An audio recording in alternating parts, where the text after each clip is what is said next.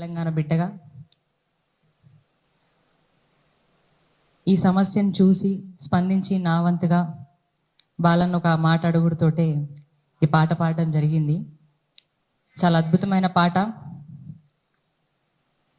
ఏ government అయినా ఎవరన్నా ఉండని పేదోళ్ళ ఉసురు కానీ ఆడబిడ్డల ఉసురు కానీ మంచిది కాదని నా అభిప్రాయం. నేను చాలా గట్టిగా నమ్ముతా దాన్ని. కాబట్టి ఎంత కష్టపడితే ఇల్లు కట్టుకోగలుగుతామో, ఎంత కష్టపడితే బతకగలుగుతామో అనేది ఒక పేదనికి మాత్రమే తెలిసి ఉంటుంది. ఉన్నోళ్ళకి ఆ వాల్యూ తెలియదేమో అని నేను అనుకుంటా. అందుకోసమే కాయా కష్టం చేసి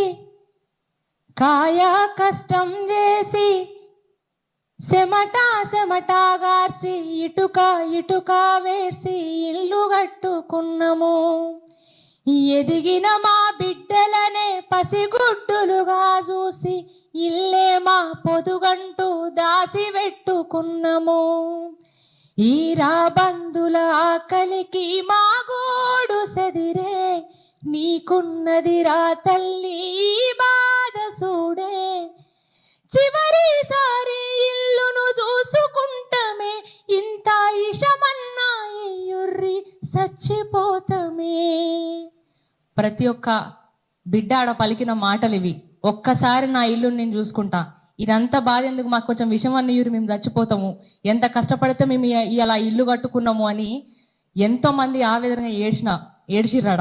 మన కళ్ళతో చూసినాం కూడా. అందుకే అంటున్నాం, చివరిసారి ఇల్లును చూసుకుంటమే, ఇంత ఇషమన్నా ఇయుర్రి చచ్చిపోతమే.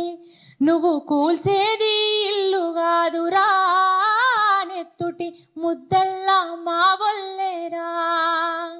ఇది పేదోని కలగదరా, అసలు నీకెట్టా న్యాయమయ్యేరా. ఇది పేదోని కలగదరా, అసలు నీకెట్టా న్యాయమయ్యేరా. నువ్వు కూల్చేది ఇల్లు కాదురా, నెత్తుటి ముద్దల్లా మా వల్లేరా.